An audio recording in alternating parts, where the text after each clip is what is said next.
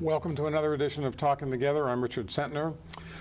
With me today is Lee Roscoe, Ed Mangiafico, and Dr. Wall, Stephanie. I'm delighted to have you back, particularly Stephanie. It's been quite a while.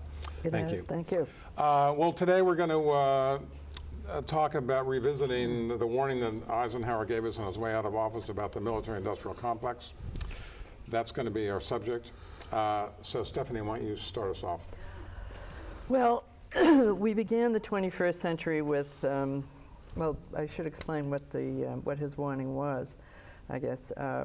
Actually, Eisenhower in 1953 made a speech in which he warned about the military-industrial complex. And then in 1961, in his farewell address, he spoke about it and termed it really the wedding of the military, those who decide to make war, meaning the military itself, the president and the Congress, and those who make the implements of war, the weapons and all the materials that are necessary for war. And it's kind of a win-win situation for both of them, and a lot of money is made, and war is really quite a business. And he warned that this was not a good thing for our country, and in his farewell address, and that we should be very, very careful about democracy and what would happen to it if we continued on this path of rewards for both of those groups at the expense of both our, I think about our moral values, our country, and the money involved, which would be taken out of, and we see that now, which would be taken out of what is necessary for human interests and needs among the population. I think that things are a lot worse than they had been back in the 60s. Interestingly, that expression, military-industrial complex, was first mentioned some years before Eisenhower, and at that time it was called, in an American report, and it was called the military-industrial congressional complex. That's right. And I think today we have a military-industrial congressional media complex. Good. And I think all those things interplay, and I think that it's worse than it was during the Eisenhower years, much, much worse, and I think that we're heading now in a completely wrong direction. Ed? I'll add one more to that, which wasn't there in the beginning. The complex of military, industrial, congressional, media, and cultural complex. I think that one of the things that's interesting is it is true that that we associate the military-industrial complex with Eisenhower warning us about it and the development that has occurred since World War II, where it certainly has grown exponentially. But in fact, there's been a cultural development in America of a kind of macho imperialism that has bred the military-industrial complex and made it possible. That's covered, incidentally, very well in a book. As Richard knows, I like to show some books, and I'd show this one first. This is a book edited by Andrew Bacevich. Oh yeah. Andrew Bacevich, the Boston University historian, had 10 essays written by 10 different of the great American living historians on how we have developed to this position in empire at this point. And a great common thread in these essays is the growth of the sense of imperialism and the American right to dominate. And that breeds the military-industrial complex that we associate, of course, with Eisenhower. This is a great video for those who like that kind of thing. It's called Why We Fight. It starts with Dwight Eisenhower and builds on those who have who have come after him. It's followed by another film that's a necessary concomitant to it, I think, called War Made Easy. Because what we did since Eisenhower's speech is we made it very much easier to go to war and very much harder to avoid the growth of the complex. The first thing that they did, which I think was brilliant, was to ensure that the manufacture of armament was placed in every congressional district in America, so that it became very difficult for anybody to defeat it. I think the best example of that is Nancy Pelosi when she was Speaker. While she was fighting for good bills as a good Democrat, she at the same day was fighting very hard for Lockheed Martin to produce in California a plane the government, the Air Force didn't want. So I think that that's an important thing for us to understand, that there's a cultural growth in America that made it easy to build an military-industrial complex. It was certainly in compliance with the media, fed on that imperialistic sense of American exceptionalism and our right to dominate. And you can go back to the Spanish-American War and the way we handled the Philippine Islands and go on from there, because it's all part of that great development. And Andrew Bacevich and the historians cover that very well. I don't think there's any question of the fact that the way they made it easy, by placing it in every congressional district, by putting the money behind it, is something that we'll talk about a little later. But I think as an introduction to my bias on it and where it will lead us, because where it leads us is to a condition of perpetual war, but I'll talk about that later. Okay, Lee? Yeah, well, I can kind of bring it up to the modern times. From the Monroe Doctrine to now, we've been expanding the military-industrial complex, and you can't not find it. For instance, today on Alternet, talking about drone surveillance of Americans, talking about the increase by the NSA of mining our data, talking about the total surveillance state that is the outgrowth, the inevitable climax of the military-industrial complex. We have the military-industrial complex has tried to control resources all over the world, and now we're going to bring it home to control the American populace as we, the 99%, become increasingly disaffected with the control of the 1%.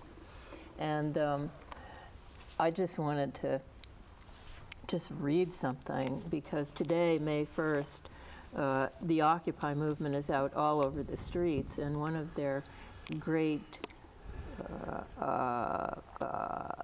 peeves, one of the injustices that they are protesting is the economic injustice that comes out of the military-industrial complex. And for me, I was thinking, why do I feel that the military-industrial complex we should be done with it, we should have evolved past it? Well, for me, and perhaps for the Occupy movement, which I can't speak for, I think that we are sick of an economic and political system which puts profits before people and the planet, which instead of providing for all of us a pleasurable life, creates economic pain, so that the most competitive, the most artificial, the most warlike, the 1%, can prosper at the expense of the rest of us. And today I woke up thinking, why should the only way be that corporate capitalist way, which creates inhuman humans, poisons the natural world? Why should it be that those who can't make it in this military-industrial complex, this narrowly defined corporate capitalism, be punished, it's a kind of economic torture to have to pay these hugely inflated prices for basic needs. And the reason, in part, is because the military-industrial complex has eaten up our resources, our economy, our treasury. The best brains have gone into producing, instead of devices that will enhance life, devices that destroy life. So we are in a state of economic torture. We have to pay for gas, food, information. We have to carry trillions of dollars of student and homeowner and health insurance debt because the military-industrial complex rulers wage their resource wars. We have to work our 60-hour week. We have to have 2 workers to a home to keep up because the military-industrial complex owns this country. It is the problem. Okay. What I think I would like to do right now would be to kind of sketch very briefly how this all sort of came about. And it really goes back to World War II. And there were sort of 2 parallel tracks that were going on.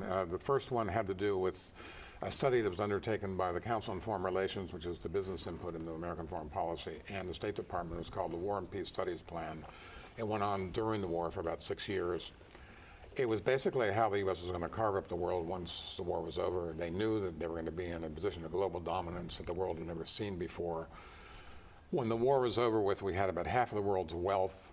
We controlled both oceans. We controlled both sides of both oceans. We had no enemies in sight. There's been nothing like it ever.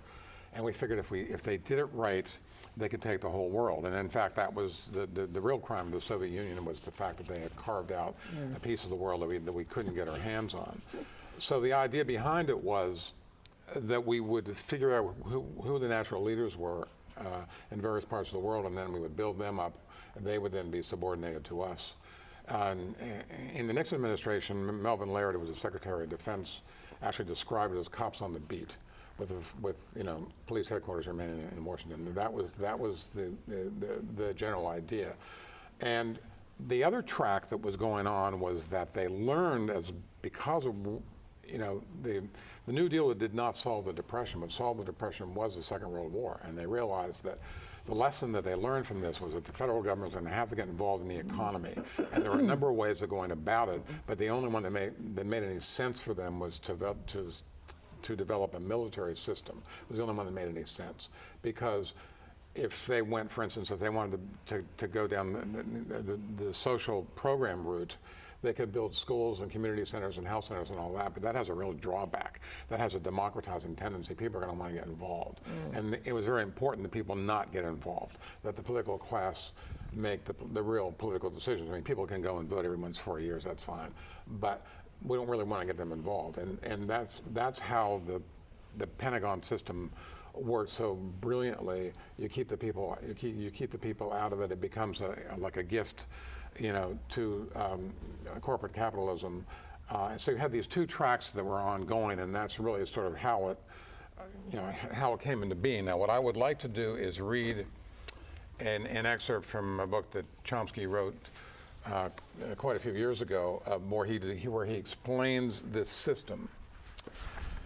He says, "It is not surprising that the government should turn to armaments in an effort to deal with such problems as flagging productivity and the deteriorating industrial plant. There are many predecessors for the choice of arms production and bribery of the rich as a means for dealing with economic problems. Most recently, the Kennedy administration program to get the country moving again by the device of military Keynesianism and regressive tax measures to stimulate investment. Government policy must be designed so that it does not interfere too much with the prerogatives and power of private capital, as it would were the state to become directly involved in the production of useful goods that could be sold for profit, but rather enhances them. The natural choice then is to subsidize the production of waste. In an advanced industrial society, this must be high technology waste, preferably rapidly obsolescing so that there is a continual need for more. Furthermore, the taxpayer must be induced to foot the bill. There are only so many times that people can be awed by the sight of a man setting foot on the moon, but fear of a powerful enemy can be an effective goad if the propaganda system is functioning smoothly. Furthermore, bribery of the rich, the only device to stimulate investment readily available in a state capitalist society, may lead to more consumption, real estate speculation, investment abroad, and so on, deferring the goal of reindustrialization unless a guaranteed market is provided. What is more, the goods produced should preferably not be total waste. Optimally, they can be employed to help maintain a global order open to investment and exploitation.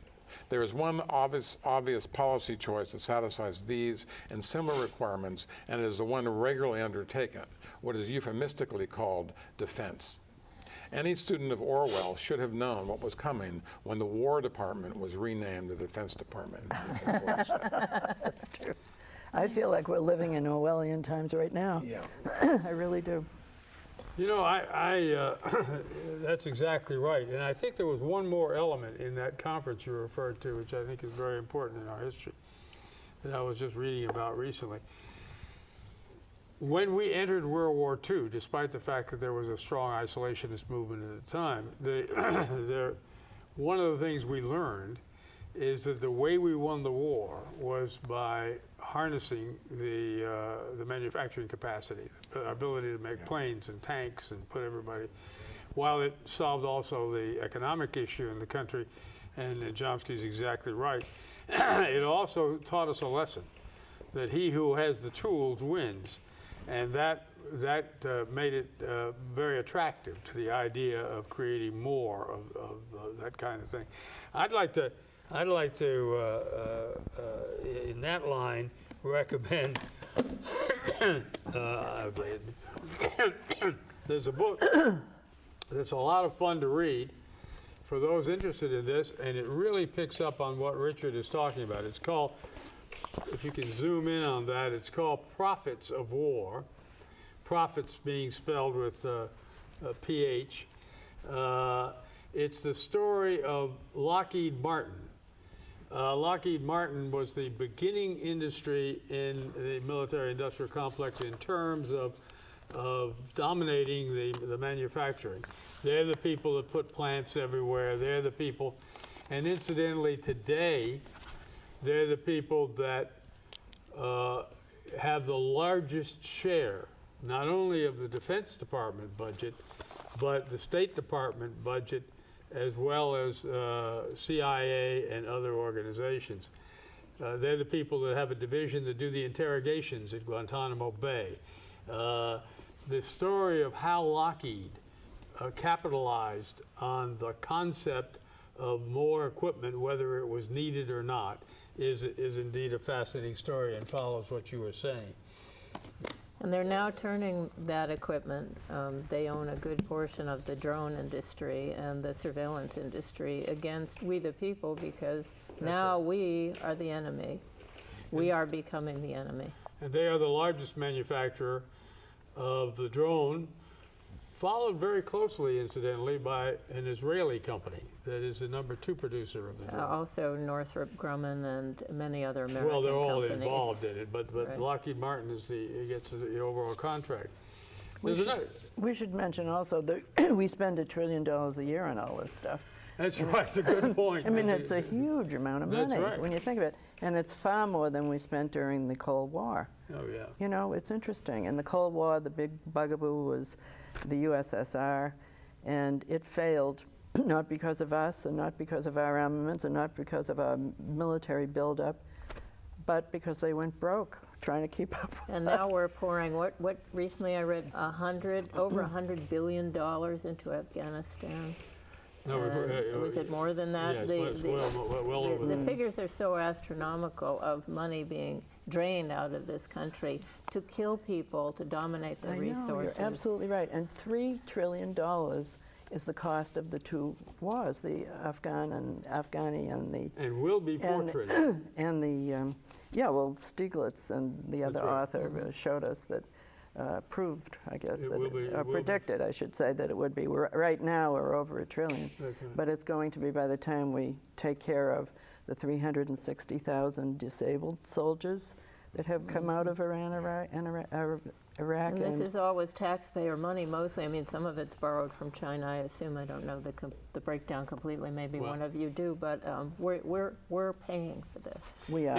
Incidentally, one of the great quotes that I like recently is the chairman of the Joint Chiefs of Staff appeared before the U.S. Senate committee on the budget related to the Defense Department. Part of that $4 trillion, incidentally, is interesting, and he quoted it to begin with. The first thing we have to do, he said, is replenish all of the equipment that we lost in these two wars. So, of course, that continues the expenditure. It's also important to point out that it isn't just the military end of this. It's also just about every part of our economy. Now, Nick Turse has written this book called The Complex. Yeah. And one of the things that he does in here is he gives a sort of portrait of a guy waking up in the morning and takes you through his whole day. And there's virtually no piece of clothing he wears, and there's nothing he touches for the whole day that doesn't involve a contractor for the Department of Defense. That's You know, unbelievable. I mean, whether it's contact lenses made by Bausch and Lomb, who's a contractor, you know. Sure. And then he goes on to, he actually has a chart in here called The Pentagon in Your Pantry. Wow. And he goes through all the different products and the companies that make them. I'm not going to go through the products, but I'm just going to mention a few of these are all contractors. Nestle, Del Monte Foods, Kraft, Coca-Cola, Procter & Gamble, Dole, Sara Lee, Kellogg's, Nabisco, and on and on. He's got like 4 pages of these companies. Well, if this doesn't convince you to eat local, to be a locavore, and to support your CSA, nothing You wrong. know, one of the things that the other thing that chairman of the Joint Chiefs of Staff said that I think we need to insert in here for people to be thinking about as we're talking, because it really hit me very hard when I heard it. He said, since we now have an all-volunteer army, we have recruited these people on the basis of war. And unless we can use them for war, we'll lose them, and we will suffer in retention.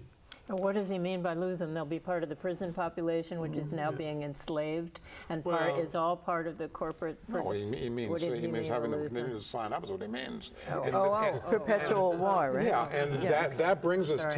To keep them- that brings us to the way in which there's been this sort of militarization of our entire society, you know. Right, And there are exactly. a lot of I was different going to mention that. a lot of different tentacles to this, but certainly one of them has to do with sports. I you was know. going to say that, yeah. I mean, the way in which sports get you, to root for the home team and everything else, and that sort of serves you up to the Pentagon. So they wave a flag in front of your face, and you're so used to rooting for the home team, and now the Pentagon's the home team. That's you know, right. But and- not only Homeland. that, but at the sports events, or the military is there. The planes are unbelievable. flying Planes are over. flying I've told over, this story many Oh, times, yeah, but I'll the tell it flags again. are waving. But what's for worse, about 25 years, I used to go to the U.S. Open tennis tournament in New York, and they have like day sessions and night sessions. But the very first night, they have this celebration that is almost really difficult to take. It has the Marine Color Guard. It has these fighter jets flying overhead. They undrape an American flag that covers the entire stadium. And then comes the Star Spangled Banner, and it's just there's a kind of triumphalism about it. And that's just tennis, but you see this in almost every sport. I got an email this week from Paul Rifkin, who's involved with the We know Occupy Paul. movement in Yes. Falmouth about The what happened with the Pledge of Allegiance down I was in going to mention Falmouth. that, exactly, Yeah. because the front pages today talk about how, sorry, go ahead, No, I'll go ahead. add That's it. all right, Well, the mere fact that this woman wouldn't use "under God" at the meeting when they were pledging to the flag made front page news because half the town turned out saying that she was offensive to the warrior spirit of our brave fighting men. Well, she didn't do the pledge at all at the meeting. That was the issue. But I mean, to relate it Yeah. to militarism is exactly your Sure, point. that's right. That we're not respecting our brave warriors if we don't say the pledge and we don't say under God in the pledge. That's how diffused into the society this culture of militarism has become. And you see it in the kids' games, by the way. Let's not forget. I mean, we're a little older, but the kids are playing games that are appallingly Video violent. They're video shooting games people all that over are the place. militaristic games Cutting that their are, showing this type of violence as something heroic, something to aspire to.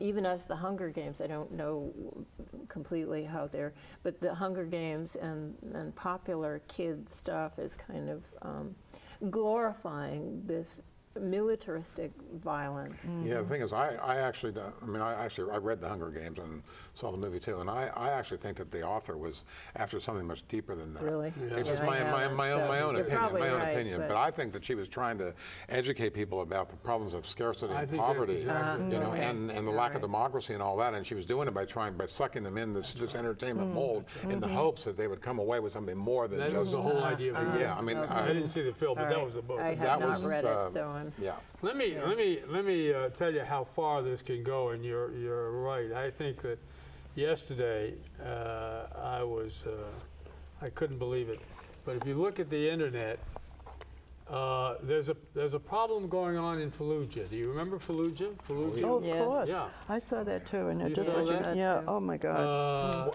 Was it Robert Fisk who had the piece about the hospital in Fallujah? Yeah, and it was now the children are being born stillborn. They've been born with one eye and deformed in many ways, with parts of their body missing and what have you. Incidentally, we should remember that that very same thing was happening, started happening just 2 years after the siege of Gaza, because in that case, we were able to pinpoint that it was the use of depleted uranium. Yes. Yeah. Well, Dr. weapons. Caldecott talked about the use of depleted uranium in Iraq on a much larger population than the Gazan population, and now most of the children, some huge percentage, which Dr. Wall can probably remember, are being born deformed. That's That right. it is the norm now in Iraq to have deformed children with It is. birth defects. It began in Because 1992 of with the Bush One war. That's right. Depleted uranium was used there. It's a radioisotope of uranium. It's what happens after they take off the uranium that they use for bombs. And it's a very, very hard material, and it's used to make tanks and to make armaments, the armaments like the armaments that are on the tanks.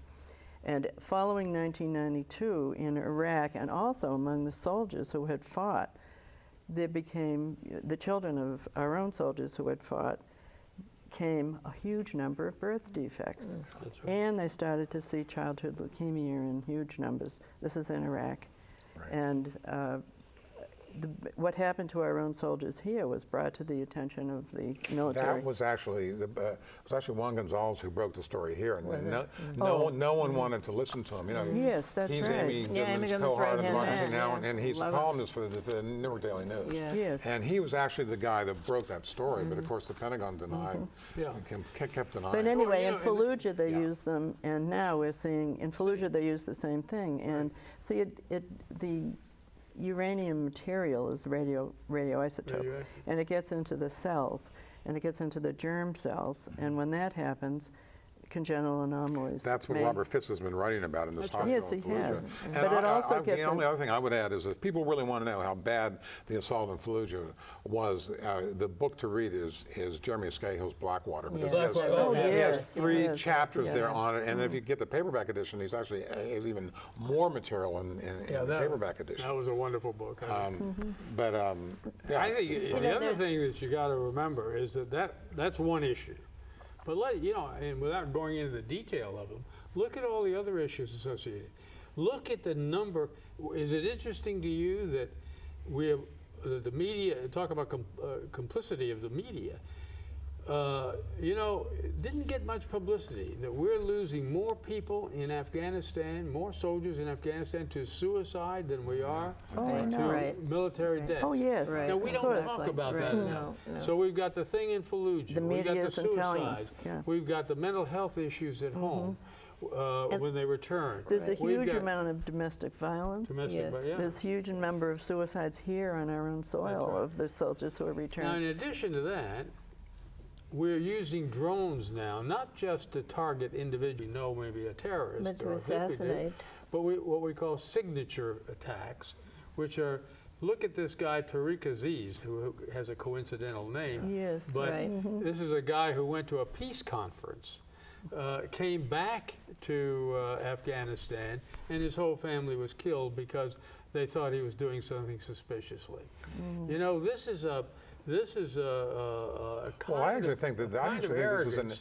this is an incident where you could make the argument that Obama is actually worse than Bush because Absolutely. Yes. because Absolutely. in Bush's case, they killed a lot of people, but they also were capturing a lot of people, and the idea was they wanted to torture them to get information out of them and so forth and so on.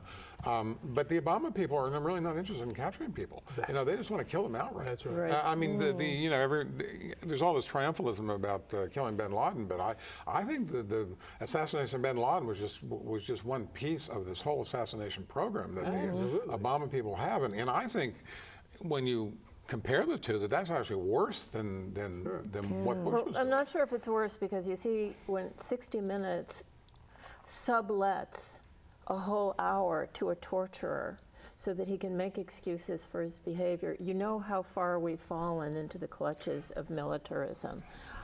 We now have a kind of pervasive acceptance of torture and assessation. They're both equally as monstrous. I'm not sure I agree with that. And we still have rendition, and we still I have thought the secret 60 Minutes prisons. piece, I thought the guy was pretty well exposed in the 60 Minutes piece. Yeah, And that's right, yeah. I thought the interviewer for 60 Minutes did a very good job, Very good job. of countering the kind of things he was Really? saying. I mean, it's just my take on it, but I thought that he did not come across well at all on that. I think there's one more book that I want to show, because this is a current book. As a matter of fact, it's #1 on the New York Times bestseller list right now. And this book, if you can zoom in on it, I think it would be helpful, is an easy read, well done, by Rachel Maddow, who does the, I guess it's the News Rachel Maddow program, news program. her show, yeah, Yeah. on MSNBC. On MSNBC. MSNBC, and it's called Drift. It really is an unbelievable story of the military-industrial complex, how we got here. It covers all the stuff that Richard talked about. It covers the detail of how we are using it and how it has permeated our culture, and incidentally leaves you with the feeling that we've gone beyond the point of no return on the issue. I think that's a book I would hope that many people would read, and it's not unlike Andrew Bacevich's book, Washington Rules, America's Path to Permanent War, which covered much of the same I'd territory. like to localize this issue, if I might, because it seems to me critical that we mention what's happening with the Pilgrim nuclear reactor in this context. Because as Dr. Caldecott recently pointed out, the so-called peaceful use of nuclear energy was actually part of the military-industrial complex's expansion of nuclear energy for militarization. And we are now right here locally facing the end result of this with the potential relicensing of the Pilgrim nuclear reactor in Plymouth, which the Nuclear Regulatory Commission is pushing through ahead of the due date. And there we see the combination of energy, the military, our taxpayer money, producing a monstrous danger for the community, and the community has reacted and is doing something. There are 7 different towns which have a request to our legislature to intercede with the NRC on the warrant. If Dick will allow me, I can actually read what towns those are. I have to find this. It may take me a second. You can talk while I'm finding it.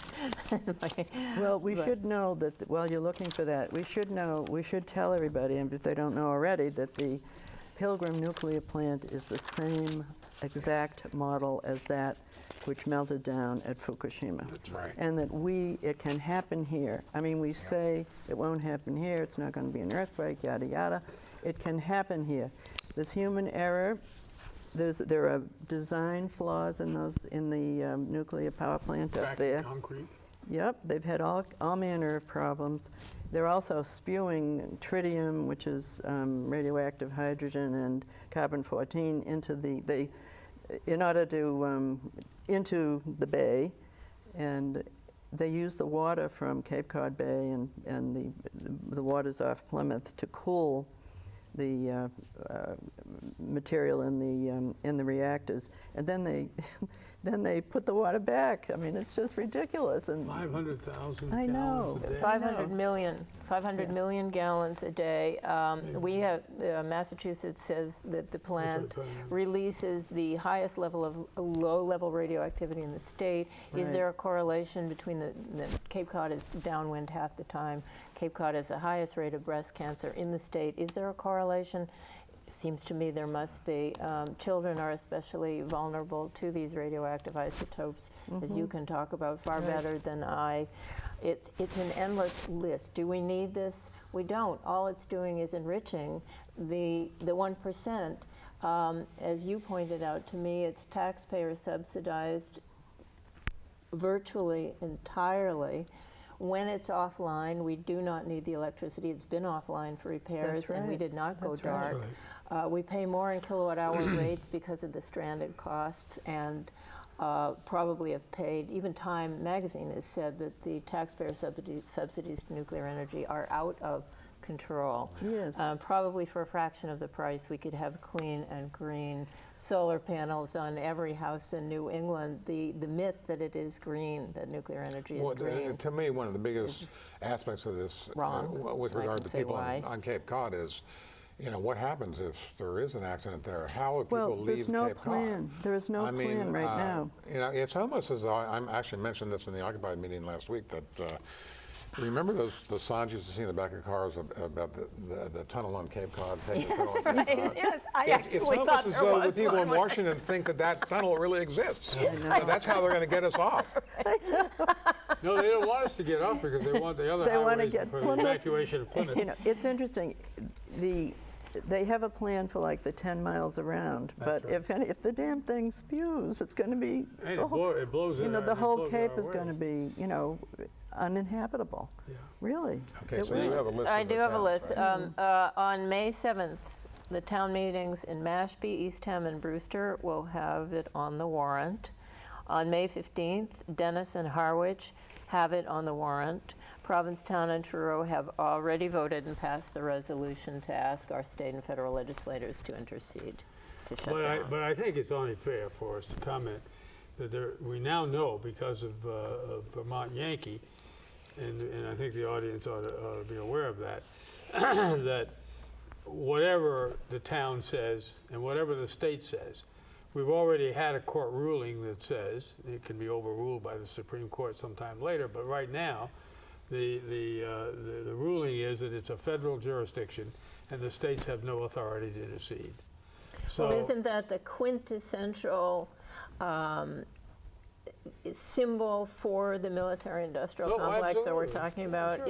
Isn't that the tyrannical foot on the necks of the Sure. people, where we can't move this beast even though we want to, even though the people say we want. It's- I just want to to say a couple of words about the medical effects. Yeah. Yes. What we've heard about. Yes. The same thing can happen here. We can have birth defects because the radioactive cesium-137, which has a 30 years half-life, that means half of it goes away or deteriorates in 30 years. 30 years, imagine that radioactive isotope should be around, being breathed in and being in the atmosphere.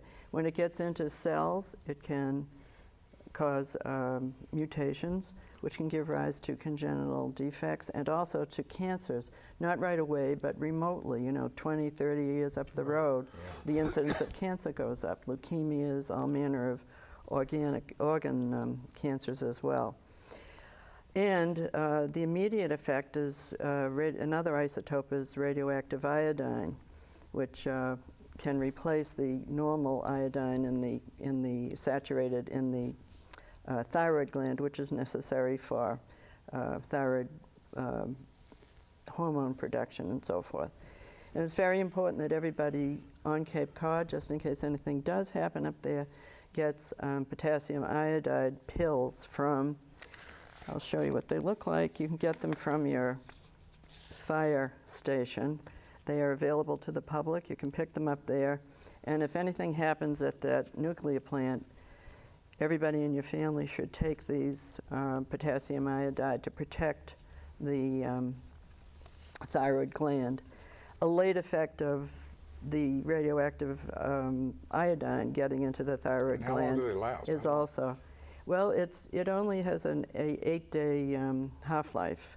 However, the incidence of thyroid cancer is increased in anybody who's been exposed. That happened in Chernobyl, 3 Mile Island, and Fukushima will see I it think too. while we're talking about that, I'd like to Thank you. piggyback on those two conversations and talk about Harold Simmons, because you know many people don't even know about Harold Simmons. Harold Simmons is a guy in Texas who has given more money to the Republican candidates for potential candidates for president than any other one person, despite all these billionaires that gave More than money. the Cox, huh? Yes, sir. Really? And he is in a very unique business. He is in the nuclear storage, nuclear waste storage Yeah. business. Oh, Harold Simmons. isn't that interesting? And Harold Simmons wants to build the largest nuclear storage facility in the United States. He has the land in West Texas. It's the size of 1,000 football fields.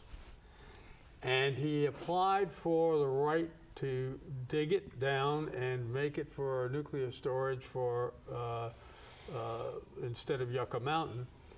And it was initially denied. This was way back in the Bush administration. He has gone to work on it, and he pushed hard with money for changes on the Nuclear Regulatory Commission. 3 members of the Nuclear Regulatory Commission who resigned in part, they say, because of the pressure on Harold Simmons. What does he hope to gain? What is his? Just hold on. And Harold Simmons, therefore, it was reconsidered and has recently passed the Nuclear Regulatory Commission. The reason it was rejected in the first place is that, interestingly enough, it resides over the, hard to pronounce, Oglala Reservoir. Oglala Reservoir, which covers from Montana all the way down and provides the drinking water for 1/3 of the United States. God. And is already being rapidly depleted. And he wants to store this on top of that reservoir in West Texas. That's so bad, it's funny. Obviously, it will be enormously profitable because he will be paid for every rod that is stored. Okay, good. And that there are over 3,000 rods being stored at That's Pilgrim right, at Nuclear Pilgrim. Reactor, That's right. and it was designed for only a couple of hundred. 500. And they those- should be in dry casks. They should indeed, and And they that, but it's in also, wet storage. they now It is. said that they contain more cesium than was released at all 4 Fukushima reactors. So That's why all. do we not hear more about? Why does the press not cause us to hear more about Harold Simmons and that nuclear storage facility, which incidentally there are pictures of on the internet, because he's now digging it down toward the reservoir. God, that's absolutely appalling. Absolutely. I don't understand how, I mean, I had a friend who was an Indian rights lawyer years ago. The late Lou Gurwitz died way too young. And he was so appalled by what the military-industrial complex was doing years ago that he said, I don't understand it. I simply cannot get my mind around why they are so destructive and self-destructive. You know, he wondered if they had made pacts with the devil, if they were, this is a perfectly rational guy. I mean, why? Why is it just greed? Is it just blindness? Is it, do they really care. believe? They don't No. care. No, I got to tell you. really No, think that I they got to don't tell you. I'm care. going to go back to the first book I recommended. These historians have one other common denominator, because why is it called the short American century? Because we're at the end of the American century. There's nothing as incidentally as Eisenhower said. What was it? How was that quote? I love it. He said, "It is nowhere written that the American empire goes on forever." Right, exactly. Mm. And they know that we're and- coming to the end of it, and they want to make Basicich thinks book. it's over. That's right. Yeah, yeah. It's- They want to it's- make book before it ends. That's right. Oh, God. Yeah, absolutely. They want to That's get their. horrible. Well, the their- only part of that I would disagree with is I don't think that they accept the fact it's coming to an end. I think they want to extend it. Well, I think that's right. But, You're but really we're not right. going to be able to afford it, Dick. Our economy is in the waste paper basket. That may at be this true, but moment. that doesn't mean that they see it. No, no. But they have the Let me think come back. tanks We to have let them know that it massive has. debt Yeah. in this country. How can they not see Well, the but let me come handwriting back on to the that, wall? because from an attitudinal standpoint, from a cultural standpoint, you are right. They don't see it that way. They really believe in American exceptionalism and that it will last forever, and they want it to last forever. The difference is, though, that what we're doing, which is what I thought you were referring to, the kinds of things we're doing are suicidal. Yeah. We're bringing about the end. So, as Basevich says, the end is nigh. They don't see it that way, and that's why they're continuing to commit suicide. Okay, well, this kind of raises another aspect which I wanted to get into briefly. And this has to do with Naomi Klein's The Shock Doctrine. Oh, yes. Best book in the past 10 because she years. talks Yes. about a whole different complex, which she thinks is much worse than the military-industrial complex. So I just want to read her statement here. She says, "The Bush administration immediately seized upon the fear generated by the 9/11 attacks, not only to launch the war on terror, but to ensure that it is an almost completely for-profit venture, a booming new industry that has breathed new life into the faltering U.S. economy. Best understood as a disaster capitalism complex, it has much farther-reaching tentacles than the military-industrial complex that Dwight Eisenhower warned against at the end of his presidency. This is a global war fought on every level by private companies whose involvement is paid for with public money, while the unending mandate of protecting the United States homeland in perpetuity while eliminating all evil abroad. In only a few short years, the complex has already expanded its market reach from fighting terrorism to international peacekeeping, to municipal policing, to responding to increasingly frequent natural disasters.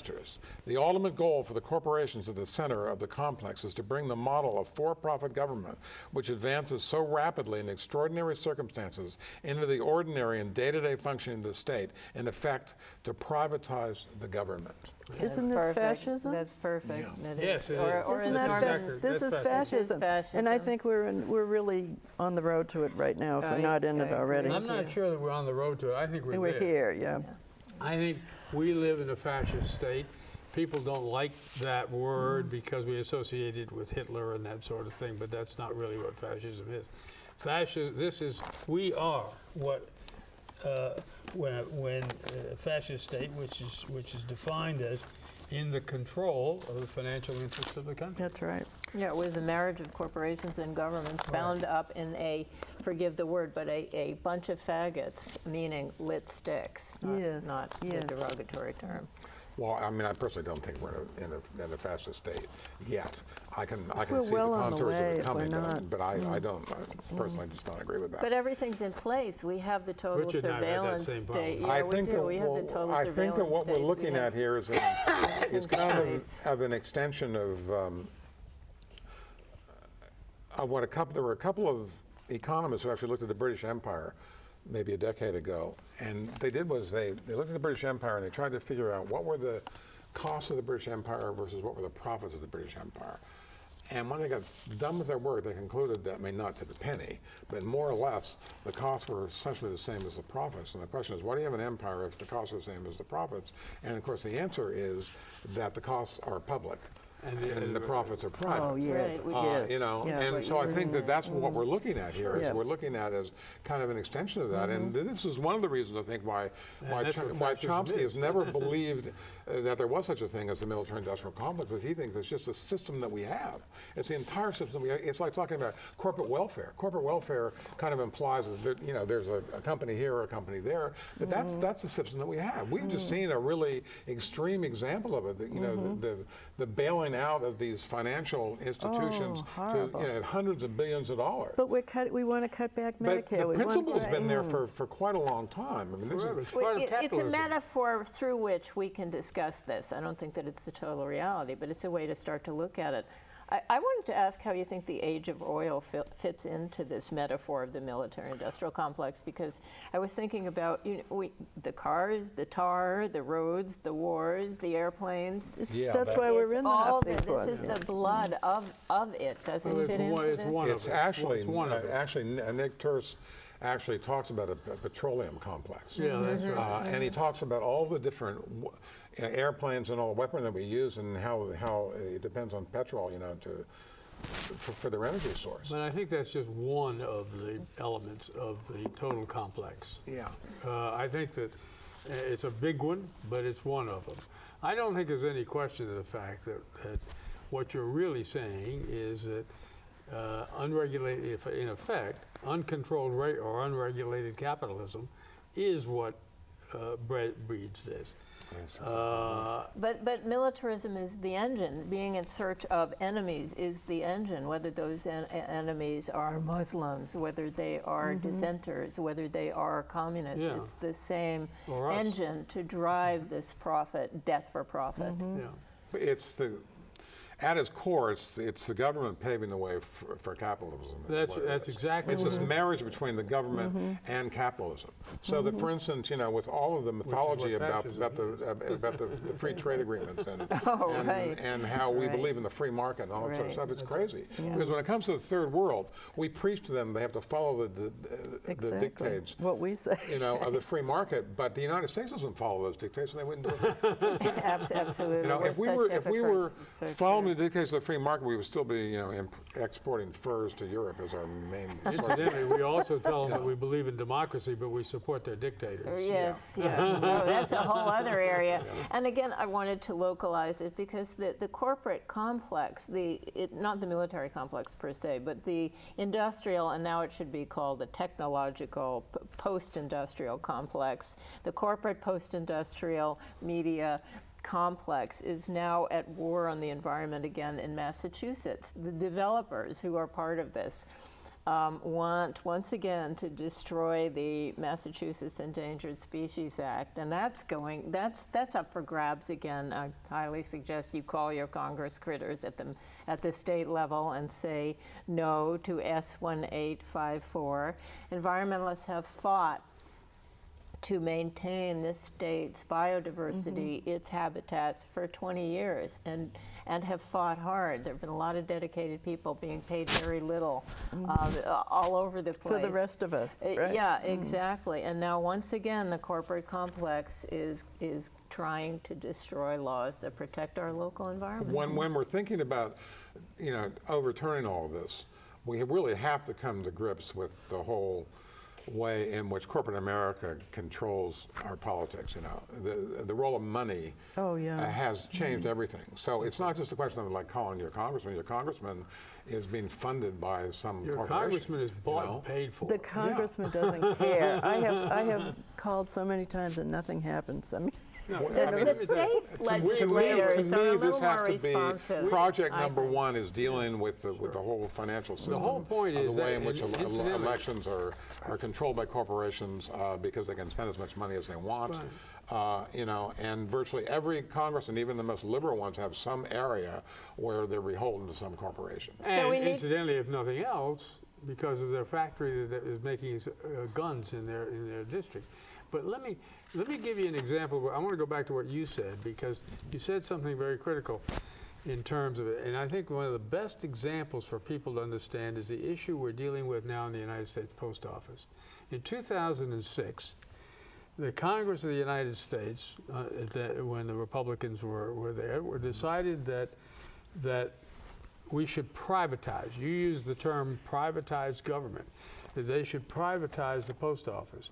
So what did they do? They required the post Right. office to prepay the retirement benefits of 75 years in 10 years, which of course was a way of bankrupting them so that we could privatize them and take care of the retirement point. and get out of it. Yeah, yeah. And now they're saying, oh, they're not making a profit, so we're going to get rid of them. Recognize, incidentally, there's no tax money goes into the post office. So I think that's a great example of what you're talking about.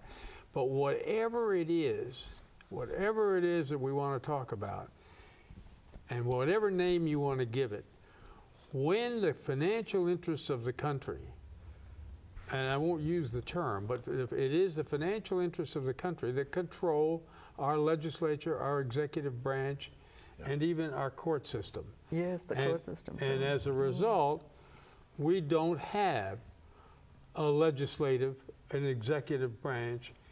All you have to do is look at Obama, who makes a wonderful speech, but he's done some very terrible things. Yeah.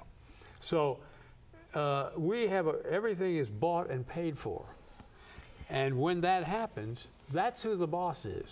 And given that, there is now a move amongst the kids, amongst the occupiers, towards alternative economies. And I think this is really exciting. I mean, under this overlayer that controls everything, they're saying, let's rethink work.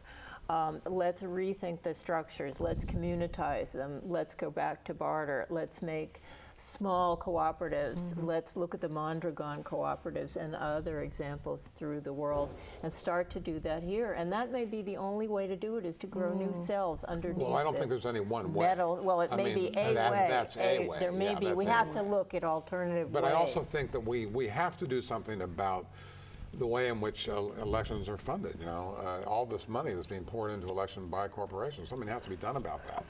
We have to do something we're about. doing with We have Citizens to do United. something about Citizens United. That has to be overturned. We have to get rid of the idea of money as speech. Yeah. Because otherwise, you know, any And chance of corporations democracy are is not going to persons. happen. And corporations. He had the one up. Oh, we did have the one up? Okay. Oh. We're coming to the end here. Any last words, Stephanie? Yes, I would like to mention, when we were talking about Falmouth and the troops and support the troops, I think that what did the troops, they say that the troops are fighting for free speech. And why isn't dissent free speech? You know, Very good point. And Yeah. I personally think that the Pledge of Allegiance and the Star Spangled Banner are just implements to compel obedience. That's right. That's what it's Yeah, all about. absolutely. Yeah. Ed? All I can say is that I think it's incumbent on us to recognize where we are. And incidentally, one statistic we didn't give is that 50% of all of our money federally goes to the military-industrial complex in one form or another. Okay. Alternatives. Think of alternatives. Band together as communities. The system is broken. We need to create our own means of survival and prospering and fulfilling pleasurable lives amongst each Okay, other. that's good.